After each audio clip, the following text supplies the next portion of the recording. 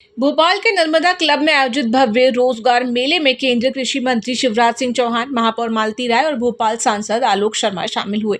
इस दौरान देश भर के युवाओं को नियुक्ति पत्र सौंपे गए। कार्यक्रम के संबंध में मंडल रेल प्रबंधक पंकज त्यागी ने बताया कि इस बड़े अभियान के तहत कुल 51,000 से अधिक अभ्यर्थियों को रेलवे में रोजगार दिया गया है। इन सभी युवाओं की नियुक्ति रेलवे के 5 अलग अलग प्रमुख विभागों में की गई है। कार्यप्रणाली को तेजी से समझाने के लिए इन सभी को ऑनलाइन ट्रेनिंग के माध्यम से विशेष रूप से प्रशिक्षित किया जाएगा, ताकि बिना समय गवाए ये नवनियुक्त कर्मचारी जल्द से जल्द मैदानी स्तर पर अपनी सेवाएं देने के लिए फील्ड में उतर सकें।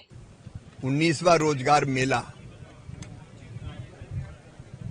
जिसमें 51,000 बेटे बेटियों को नियुक्ति पत्र प्रदान किए गए हैं और इन 19 रोजगार मेलों के माध्यम से 12 लाख से ज्यादा बेटे बेटियों को शासकीय सेवा में अवसर प्रदान किया गया, नियुक्तियां प्रदान की गई है।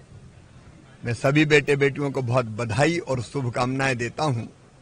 मुझे पूरा विश्वास है वो विकसित भारत के निर्माण में अपना सर्वश्रेष्ठ योगदान देंगे और जैसा प्रधानमंत्री जी के नेतृत्व में संकल्प है हमारा विकसित भारत का निर्माण, तो केवल शासकीय क्षेत्र में नहीं, बाकी क्षेत्रों में भी जिस तेजी से भारत में प्रगति हो रही है, विकास हो रहा है, इंफ्रा बन रहा है, निवेश आ रहा है, तो बाकी क्षेत्रों में भी रोजगार के अवसर निरंतर बढ़ते जा रहे हैं। विकसित भारत के लिए इन युवाओं का योगदान सचमुच में अतुलनीय होगा। मिला था, इसके समन्वय के लिए भारतीय रेल को नॉमिनेट किया गया था, तो उसी क्रम में भारतीय रेल ने आयोजन किया था। इसमें टोटल जैसा आपको मालूम है कि करीब हमारे 101 जो नवनियुक्त अभ्यर्थी थे उनको यहाँ पे आज नियुक्ति पत्र दिए गए। इसमें टोटल 5 डिपार्टमेंट शामिल थे, जिसमें भारतीय रेलवे के अलावा पोस्टल था, इसके अलावा ईपीएफ था, बैंक ऑफ बड़ौदा था। तो ये सब जो डिपार्टमेंट थे तो इनके भी सब आज जितने भी नवनियुक्त अभ्यर्थी थे वो आए, उनको नियुक्ति पत्र दिए गए। अब इन सब के उज्जवल भविष्य की हम लोग कामना करते हैं कि अपना अच्छा काम करेंगे और एटलीस्ट जो सबकी इच्छाएं हैं कि पब्लिक की एटलीस्ट मदद करेंगे। तो